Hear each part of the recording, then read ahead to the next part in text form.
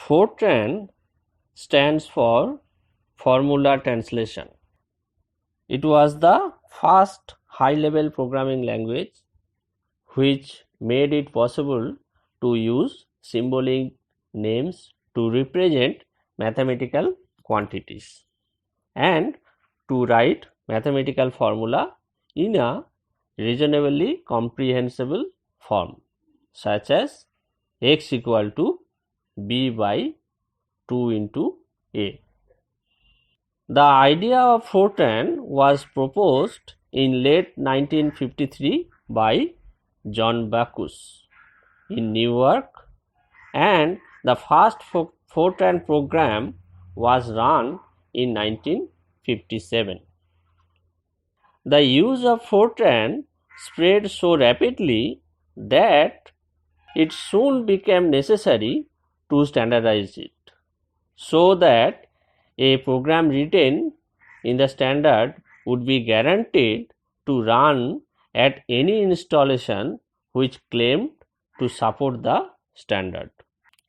So 1966, the first ever standard for a programming language was published, and it was for a Fortran programming language. This version became known as Fortran 66. Next, a new standard Fortran 77 was published in 1978. In spite of competitions from newer languages such as Pascal, C, Fortran continued to flourish so much so that the latest standard, that is Fortran 90, came out in as late as August 1991. We will learn Fortran programming by dissecting sample Fortran programs. So here is our first Fortran program. This program asks to find the quotient and remainder of a division. So before starting to understand this program, we should know that how or what is the writing style of a particular programming language. Every programming language has some writing style. Almost no program is free form or freestyle writing. All program has some style of writing. So what is the writing style of a Fortran program? So we will introduce Fortran coding sheet to represent Fortran writing style. A Fortran coding sheet where we write a Fortran program has 80 columns in each line. This means that we can write 80 characters in one line. Fortran program can be written on the coding sheet first, then we can use that program. Because if we write a Fortran program in a coding sheet, then it will be easy for feeding the program to the computer. So what are other styles? Let us see more into this. Go to in details. If the character C is written on the first column of a line, then it is treated, the line is treated as a comment line, and this line is not read by the computer. We can place comment lines in any part at any part of the program. Fortran statements are written starting from the 7th column and up to the 72 column. This is actually, the standard is for Fortran 77, and column 73 to 80 are not read by the computer. It is for comments of the programmer. Fortran statements means the commands which computer can read. Now, if one statement continue to the next line, then a character must be put at 6th column of the next line. So, this 6th column is exclusively for denoting the continuation from the earlier line, and column 1 to 5 are used for giving the line numbers in Fortran. But this line number, every statement need not be given a line number. So, we can put line number to a statement or not, it is our choice. Only the statements which are later referred can be given a line number. The line number is a positive integer with at most 5 digits, and also the line number need not be given in ascending or descending order. They can be given in any order.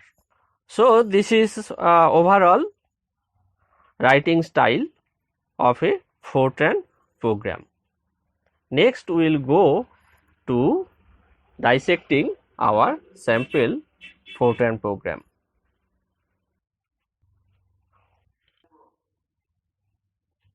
The first line of our Fortran program starts with the letter C. That is, the first column there is a letter C. So, this line will be a comment line and it will not be read by the computer. So, this line is not mandatory, but it is always helpful for the user, end user, to understand what is actually the program about. So, it is an helping line for the user to understand what the program is all about. So, it is an heading, we can say it is an heading. Next line is program odd even. It is actually the name of the program. It is actually the name of the program. Though it is not mandatory, but it might be helpful, and this line is read by the computer. The third line is the implicit declaration. What is implicit declaration? In Fortran, we have to declare some variables. So, we have to give name to the variables, and we have to classify those variables. The variables can be different type. The variables can be real type, variable can be integer variable. That means that variables can take integer constants, it can take real constants. The variables can be character type or string variables, that is, it will take only string type of constants.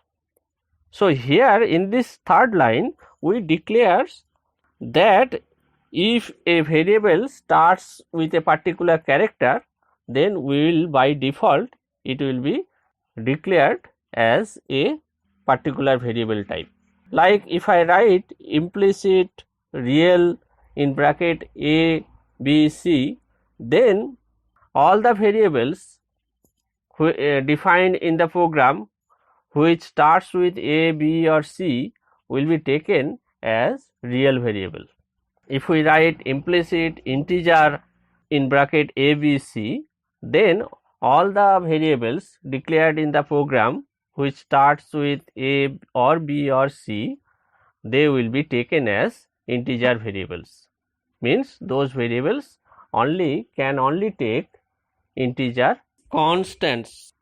So, in Fortran there is by default in Fortran already some implicit definitions are there, inbuilt definition, that is any variables which starts with I, j, k, l MN, these 6 letters, then those variables by default will be taken as integer variables. And if you, in this statement, if you write implicit none, then means that you are telling the computer to that all the variables you will declare their types by your choice. So it will override the default things whatever it is inside the computer.